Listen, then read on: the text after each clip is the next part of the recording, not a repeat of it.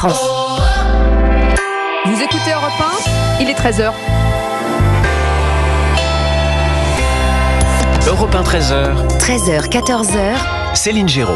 Bonjour à tous et bienvenue à bord Europe 1, 13h, votre rendez-vous d'information de la mi-journée sur Europe 1. Dans ce journal, les obsèques de Philippine à Versailles vont débuter dans quelques minutes. Une cérémonie religieuse empreinte d'émotion et de retenue. Europe 1 y assiste. La classe politique, elle, monte au créneau pour durcir les procédures de rétention et d'expulsion des clandestins dangereux. Mais l'expulsion est un vrai parcours du combattant pour l'État. Europe 1 vous explique pourquoi. L'actualité, c'est aussi plus d'un jeune sur deux de 18 à 24 ans qui a déjà ouvert un plan épargne retraite. C'est surprenant. Enfin, à la veille du 90e anniversaire de Brigitte Bardot, Europe 1 lui rend hommage. Rendez-vous à la fin de ce journal. Bonjour Géraldine Hamon. Bonjour Céline. La tendance météo pour l'après-midi ? C'est une fois plus très agité avec de fortes averses, parfois orageuses. Je vous rappelle que la Seine-et-Marne est placée en vigilance orange pour crue. Dans le sud, c'est un peu plus beau et un peu plus doux. Les températures sont en baisse. 13 à 18 degrés sur la moitié nord, 15 à 20 degrés au sud, jusqu'à 28 degrés dans le Var. Météo complète sur Europe 1 à la fin de ce journal. Europe 1. Et on ouvre cette Europe 1 13h avec les funérailles de Philippine, assassinée il y a une semaine par un Marocain de 22 ans sous OQTF. Des obsèques qui se déroulent en la cathédrale Saint-Louis de Versailles, où vous vous trouvez pour Europe 1, Caroline Baudry. La cérémonie qui va bientôt débuter. Oui, et la jauge de 1500 a été atteinte. Alors des centaines de personnes restent debout sur le perron alors que le cercueil est entré à l'instant dans la cathédrale. Et sur le perron, des dizaines de bouquets sont posés en hommage. Et dans l'imposant édifice, des centaines de personnes sont installées. Des proches, par exemple, comme Yves Lise, la voisine de Philippine, rose blanche à la main, s'est abattue devant l'édifice. Quelle peine à trouver ces mots. Ces enfants sont allés à l'école avec mes enfants et c'est une fille pleine de vie. Enfin, j'arrive pas à y croire qu'elle n'est plus là. Je pense qu'elle aurait pu être sauvée si cette personne n'était pas sortie de prison. Sur les bancs du parvis, des badauds sont installés.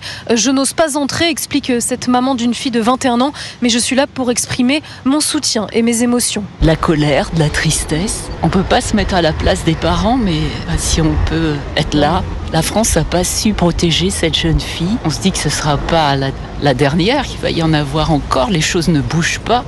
La cérémonie dure 2h30. Elle sera ponctuée de prises de parole et de chants religieux. Ses camarades de l'université Paris-Dauphine ont fait le déplacement. De nombreux scouts également sont entrés en tenue dans ce lieu de culte choisi par les parents, puisque Philippine, catholique pratiquante, y avait fait sa confirmation.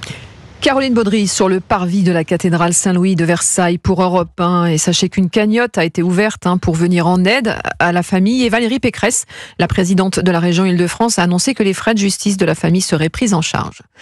13h04, le profil du suspect du meurtre de Philippine relance aussi le débat sur les OQTF, les obligations de quitter le territoire français. En clair, c'est un papier que le préfet remet à un clandestin, lui demandant de sortir du territoire.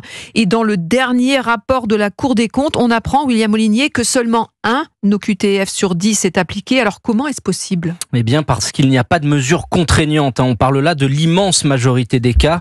Quand un clandestin reçoit son OQTF, il a généralement 30 jours pour partir de France. Une fois passé ce délai, personne ne va s'assurer qu'il a réellement quitté le territoire parce qu'il n'existe plus de délit de séjour irrégulier. Il faudra qu'une patrouille de police ou de gendarmerie le contrôle à nouveau pour qu'il soit passé au fichier et qu'on s'aperçoive qu'il n'a rien à faire dans le pays. Et c'est seulement à partir de ce moment-là que les forces de l'ordre pourront l'amener dans un CRA, un centre de rétention administrative, avant d'enclencher la procédure d'expulsion. Autre raison à ce faible taux d'application, les moyens de l'État sont très faibles. Entre 2019 et 2022, le nombre d'OQTF a augmenté de 60%. Dans le même temps, les effectifs des préfectures chargées de cette thématique n'ont cru que de 9%. Vous ajoutez à cela la procédure qui s'est complexifiée et les recours des avocats. On peut dire que réaliser aujourd'hui une expulsion, eh bien cela relève quasiment de l'ordre du miracle. William Molinier, spécialiste police-justice à Europe 1. Alors vous parliez des moyens, William, mais il y a aussi d'autres obstacles à l'application des OQTF, parce que pour renvoyer des étrangers chez eux, eh bien la police aux frontières doit s'organiser avec les compagnies aériennes classiques ou alors utiliser le seul petit avion qu'elle possède. Et l'expulsion aérienne est un vrai parcours du combattant, Jean-Luc Boujon. Un Beechcraft de 20 places, c'est le seul avion dont dispose la police aux frontières pour ramener les personnes sous OQTF dans leur pays. Un petit avion bruyant humiliant et inconfortable, qui en plus ne peut emporter que 5 OQTF, le reste des places étant dédié aux policiers qui les escortent. Et encore, uniquement pour les trajets en Europe ou au Maghreb. Pour les autres destinations plus lointaines, comme l'Afrique noire par exemple, le réservoir du Beechcraft est trop petit, d'où le recours très fréquent aux vols commerciaux. Mais là, le risque, c'est l'esclandre dans l'avion provoqué par la personne sous OQTF pour éviter le départ, explique Cédric Cast du syndicat Unité de la police aux frontières. Elle sait que si elle est violente, si elle blesse un fonctionnaire de police, ce sera judiciarisé, donc elle restera en France. Donc son but premier va d'abord de se blesser elle-même ou de blesser un de mes collègues. Une fois à bord, si elle voit que elle n'a pas la possibilité, elle va effectivement faire du bruit, ameuter le plus de monde possible dans l'avion et créer le plus gros trouble pour se faire débarquer. Parce que souvent, ils savent, plus ils feront de troubles et plus il y a de grandes chances que le commandant de bord puisse le débarquer pour des raisons de sécurité. Une technique qui, de l'avis des policiers, est de plus en plus souvent conseillée aux OQTF par les associations elles-mêmes. Le reportage de Jean-Luc Boujon pour Europe 1. Et autre sujet sensible, l'accueil des migrants à Bastia lundi. La projection d'un documentaire sur l'Ocean Viking en présence de membres de l'ONG SOS Méditerranée a entraîné des échauffourées entre une quinzaine de militants d'extrême droite et plus de 150 manifestants antifascistes. Alors au cœur des tensions, l'ouverture d'une antenne bénévole de SOS Méditerranée en Corse, Frédéric Michel. Oui, des bénévoles qui serviront de relais. Aucun local n'ouvrira pour accueillir les migrants, mais Jean-Pierre, qui vit proche des côtes en Balagne, s'inquiète. On ne peut pas recevoir tout le monde non plus. Ça se fait surtout ici, en Corse, c'est petit quand même. Déjà pour le travail et tout, pour les emplois, ça risque de craindre. Une immigration massive en Corse, inimaginable pour François, un retraité rencontré devant le port de commerce de Bastia. On ne va pas faire n'importe quoi comme l'on fait sur le continent. On ne peut plus sortir le soir. Regardez au bois de Boulogne ce qui s'est passé. Non, je n'accepterai pas. Ça, c'est sûr. Surtout s'il y a atteinte à la famille, alors malheur. Vous savez, il ne passerait pas aux assises.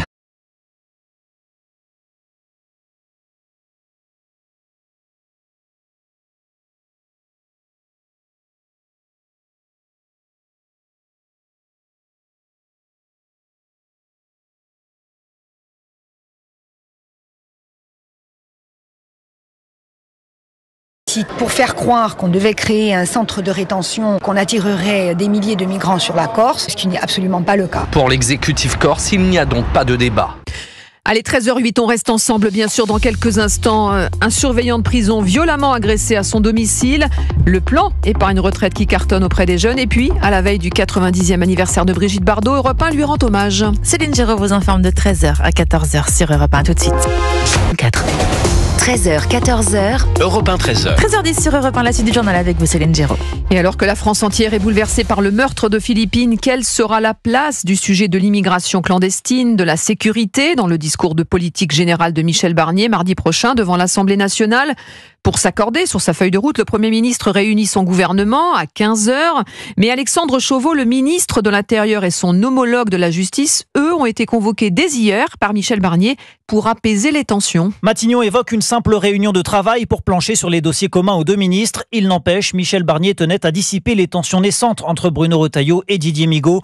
Tous deux ont pu échanger librement pendant plus d'une heure sous l'œil du Premier ministre, attaché à ce que les différends se règlent en interne. Bruno Retailleau milite pour faire évoluer le cadre juridique actuel et tenter ainsi d'enrayer les dysfonctionnements mis en lumière par le meurtre de Philippine.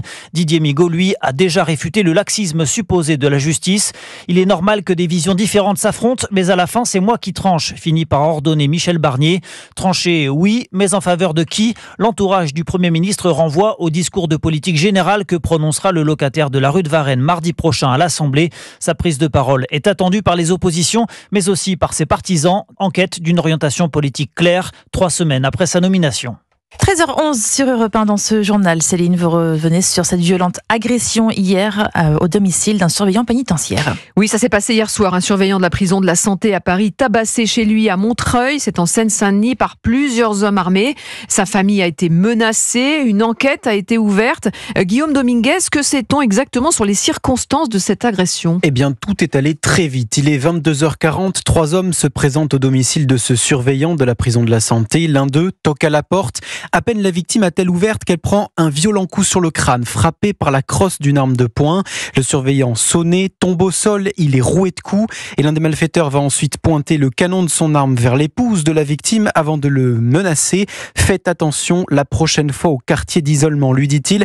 Une phrase que l'agent de la pénitentiaire va immédiatement relier à une intervention effectuée le matin même dans la prison de la Santé suite à la fouille d'une cellule dans laquelle avaient été découverts puis confisqués plusieurs téléphones cachés par un détenu.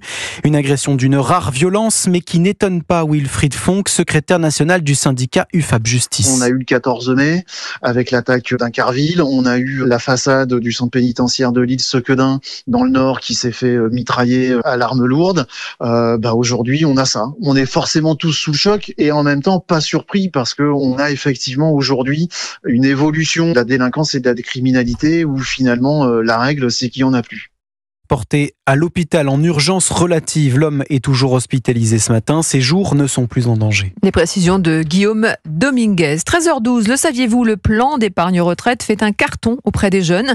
Ce dispositif qui compte plus de 10 millions de titulaires avec une collecte supérieure à 100 milliards d'euros. Et Barthélémy Philippe, ça peut surprendre, mais les jeunes s'y mettent aussi. Oui, comme un symbole de la défiance des jeunes à l'égard de notre système de retraite, les 18-35 ans plébiscitent cette épargne fléchée.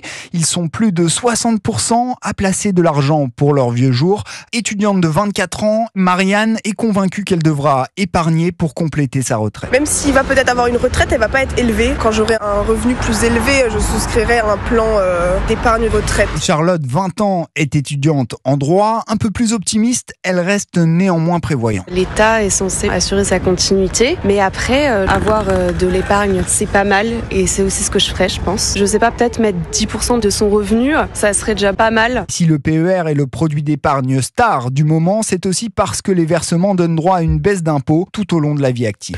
Et une bonne nouvelle pour le pouvoir d'achat, l'inflation baisse plus rapidement que prévu. Elle a chuté de 1,2% sur un an. Alors c'est un net ralentissement en septembre selon les chiffres de l'INSEE qui ont été publiés ce matin, qui s'explique en partie par le recul du cours du pétrole et des prix des services. Et autre indicateur moins réjouissant, la dette publique grimpe désormais à 112% du PIB. Je trouve jolies mes fesses. Oui. Et mes seins, tu les aimes? Oui, énormément. Elle fêtera demain ses 90 ans, Céline Brigitte Bardot, plus que jamais iconique. Oui, une icône, l'une des dernières du 7e art, des films aux couvertures de magazines, en passant par toutes sortes de dérivés. Sa beauté incandescente et sa personnalité unique continuent à séduire des milliers de fans. Et Marie Jiquel a rencontré le plus gros collectionneur au monde d'objets estampillés bébés. Bienvenue chez moi. Vous pouvez voir l'étendue des dégâts. Des dégâts agréables à regarder. Ici, le visage de Brigitte Bardot se décline à l'infini. La plus belle femme du monde, attention. Du sol au plafond, Bruno Ricard, plus grand collectionneur au monde d'objets sur Brigitte Bardot, conserve plus de 250 000 objets liés à bébés, magazines. J'ai à peu près un peu plus de 18 000 revues du monde entier avec Brigitte en couverture. On estime à travers le monde qu'il y a eu plus de 300 000 couvertures de journaux sur Brigitte Bardot. Poupées, costumes, statues, des trésors chinés dans le monde entier. Voilà, le rouge à lèvres de Brigitte Bardot. Il y a encore ses initiales dessus. Et il y a son ADN dessus. Savon, déodorants, collants. Dans ces vitrines, on trouve aussi des produits dérivés insolites. C'est quelqu'un qui s'amuse à faire du papier peint Brigitte Bardot. Cette passion pour Brigitte Bardot débute très tôt. Bruno n'a que 8 ans lorsqu'il découvre à la télévision la star qui évoque son engagement pour la cause animale. C'est le coup de cœur. Moi, je peux allier ma passion de Brigitte Bardot et des animaux avec ma collection. C'est ça qui est génial. C'est un mariage de raison, on va dire. Moi, je joue. Seule pause dans cette inépuisable quête. Ce week-end, Bruno Ricard descend à Saint-Tropez pour fêter l'anniversaire de l'éternel bébé. De tout cœur. Marie Jiquel, spécialiste culture Europe 1, et à l'occasion des 90 ans de Brigitte Bardot, découvrez le podcast Europe 1 en 5 épisodes, l'icône bébé, à écouter dès maintenant sur europe1.fr, l'appli Europe 1 et toutes les plateformes d'écoute. Sans transition, un point sur les marchés avec vous, Didier Hameau de boursier.com, et ça monte. Non, la bourse ne va pas à plus de 100, mais ça... Oui, ça se passe bien, oui. Plus 0,25%. Pas si mal. Oui, c'est bien. 7755 points, surtout après le gros rebond d'hier, plus de 2% de gagné hier. L'annonce cette semaine d'un vaste plan de relance en Chine soutient encore les secteurs les plus exposés à la région Asie-Pacifique. À commencer par le luxe, qui a flambé en moyenne de 10% hier, et ça monte encore sur LVMH, qui gagne 1%, avec Dior. Kering prend même 4% et remonte à 260 €. Ça se passe bien en Europe globalement, avec le ralentissement de l'inflation. Vous en parliez à l'instant. Francfort plus